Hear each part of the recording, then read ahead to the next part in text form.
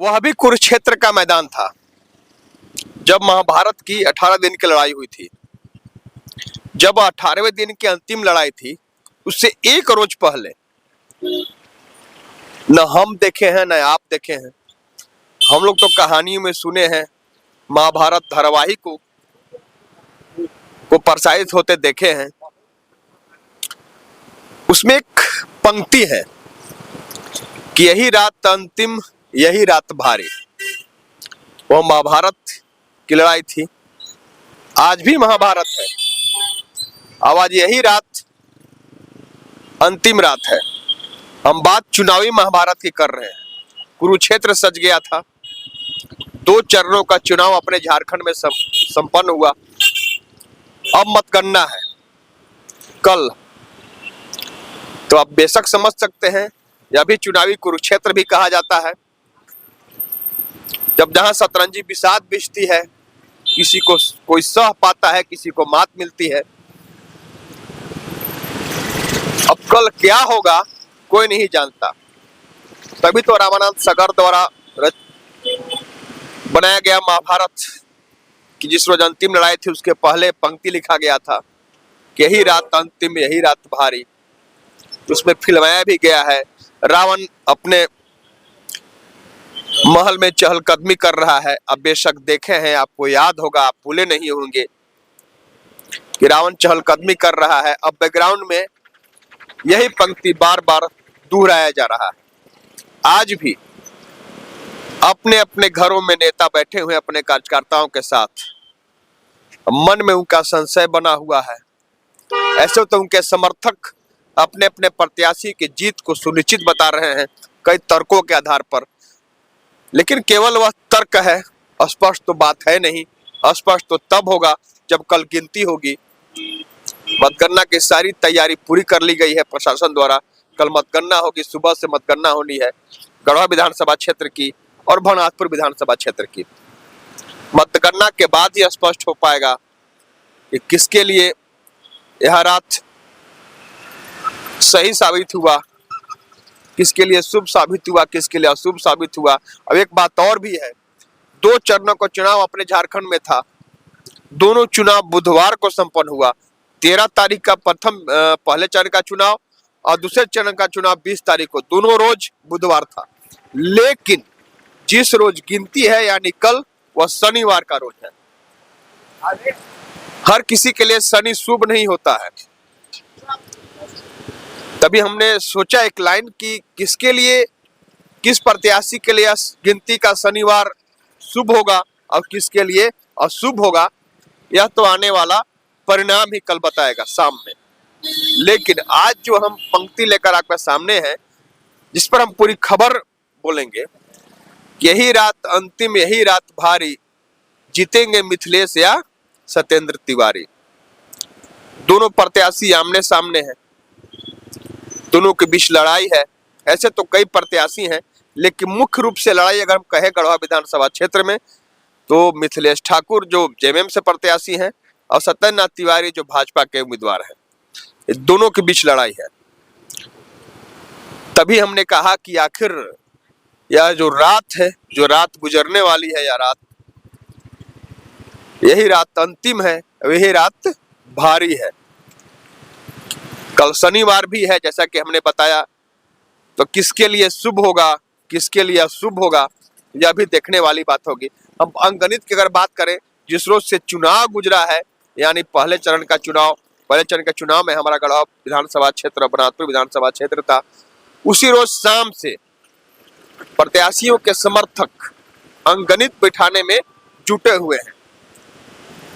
जहां एक और मिथिलेश ठाकुर के समर्थकों की माने, उनका कहना है कि हमारे प्रत्याशी जो हैं, जो गढ़वा विधानसभा क्षेत्र के विधायक और मंत्री रहे हैं, इनके द्वारा गढ़वा जो अनगढ़ था उसे गढ़ा गया है, नए स्वरूप में विकास किया गया है। चाहे वो शहरी मुख्यालय हो या सुदूर गांव हो, देहात हो, सभी जगह विकास योजनाएं धरातल पर उतारी गई हैं। जिस विकास योजना से गढ़वा विधानसभा क्षेत्र महरूम था, वो विकास योजनाएं इनके द्वारा धरातल पर कार्यान्वित कराई गई हैं।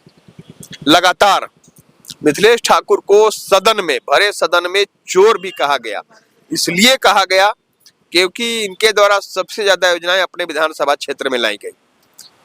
लेकिन इनके द्वारा जब सदन समाप्ति हुई, जब गढ़वा पहुंचे, एक प्रेस वार्ता हुई, उसमें हम पत्रकारों ने जब पूछा कि आपको चोर कहा गया भरे सदन में, इनका साफ जवाब हुआ कि अपने विधानसभा क्षेत्र के विकास के लिए मुझे चोर कहलाना, मुझे लुटेरा कहलाना सब मंजूर है, क्योंकि मैंने गढ़वा विधानसभा क्षेत्र को विकसित करने का संकल्प उस दौरान लिया था जब मैं यहाँ संघर्ष कर रहा था। और उसी संघर्ष के बलबूते ही, इनके द्वारा ही नहीं बल्कि इनके जो भी स्टार प्रचारक आए थे, सबके द्वारा यही कहा गया कि आपके जो प्रत्याशी हैं वर्तमान में, इनके द्वारा विकास योजनाएं धरातल पर उतारी गई हैं, विकास के आधार पर वोट मांगा गया है, यह तर्क दिया गया है। मिथिलेश ठाकुर के समर्थकों द्वारा जीत को लेकर के उनका साफ तौर पर कहना है कि हमारे प्रत्याशी ने यानी मिथिलेश ठाकुर कल जीत हासिल करेंगे गढ़वा विधानसभा क्षेत्र से एक बार फिर।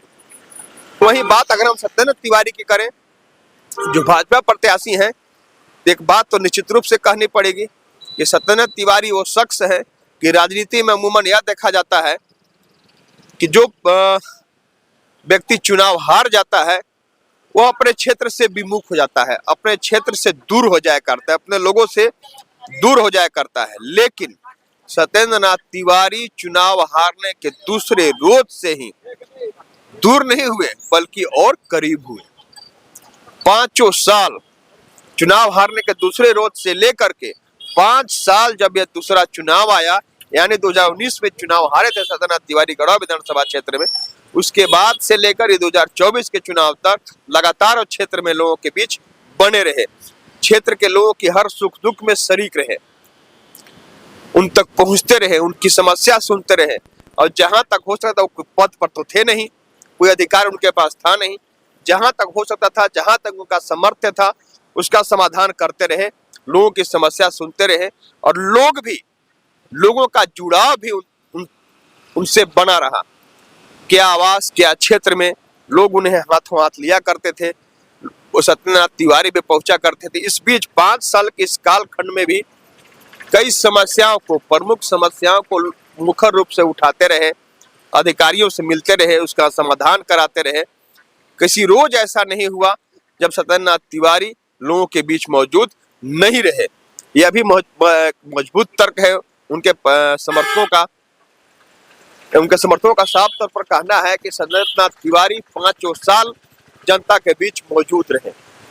वहीं दूसरी ओर बात सत्येंद्र नाथ तिवारी की करें तो वो भी कई बार मीडिया से जब भी मुखातिब हुए इस दौरान गुजरे 5 साल के बीच में, तो भ्रष्टाचार का और सत्ता का मुखर रूप से, बेबाक रूप से जो विरोध कहलाता है, विरोध अगर किसी ने किया तो सत्येंद्र नाथ तिवारी का नाम आता है। विपक्ष की भूमिका बखूबी उनके द्वारा निभाई गई। एक तरफ जहां सत्ता का विरोध करते रहे, मुखर रूप से विपक्ष की भूमिका अदायगी करते रहे, वहीं दूसरी ओर जनता के बीच में मौजूद भी रहे। ये 2 तर्कों के आधार पर भाजपा के नेता हों या सत्येंद्र नाथ तिवारी के समर्थक हों, उनका साफ तौर पर कहना है कि जनता इस बार बदलाव के मूड में है और जनता ने बदलाव कर दिया है अपने मतों से। इसलिए इस बार सत्येंद्र नाथ तिवारी यहाँ के विधायक होंगे। हमने दोनों के समर्थकों की बातों को आपको बता दिया। एक तरफ जहां मिथिलेश ठाकुर के समर्थक कह रहे हैं कि हमारे प्रत्याशी जीत रहे हैं, विकास का आधार है, जो भी स्टार प्रचारक है वो भी विकास के मुद्दे को लेकर ही वोट मांगा। वही सत्येंद्र नाथ तिवारी की बात करें, वो भी जब बोले किसी भी चुनावी दौरे में या सभा में, तो अभी भ्रष्टाचार का उल्लेख किए कि सरकार द्वारा जो पूरे राज्य में जो भ्रष्टाचार किया गया उसका हवाला दिए। वहीं उनके स्टार प्रचारक भी जो है भाजपा के नेता के द्वारा भी कहा गया कि सरकार को बदलना जरूरी है, इस सरकार से इस राज्य का विकास होना संभव नहीं है। दोनों के अपने अपने तर्क हैं, दोनों को अपने अपने दावे हैं, लेकिन बात फिर वही है कि कुछ स्पष्ट नहीं कहा जा सकता है। कल का आने वाला परिणाम ही बताएगा यहाँ से विधायक मिथिलेश ठाकुर होंगे या सत्येंद्र नाथ तिवारी होंगे। इसलिए एक बात हम फिर से उस पंक्ति को दोहरा दे कि यही रात अंतिम, यही रात भारी, जीतेंगे मिथिलेश या सत्येंद्र तिवारी। आशुतोष रंजन, बिंदास न्यूज, गढ़वा।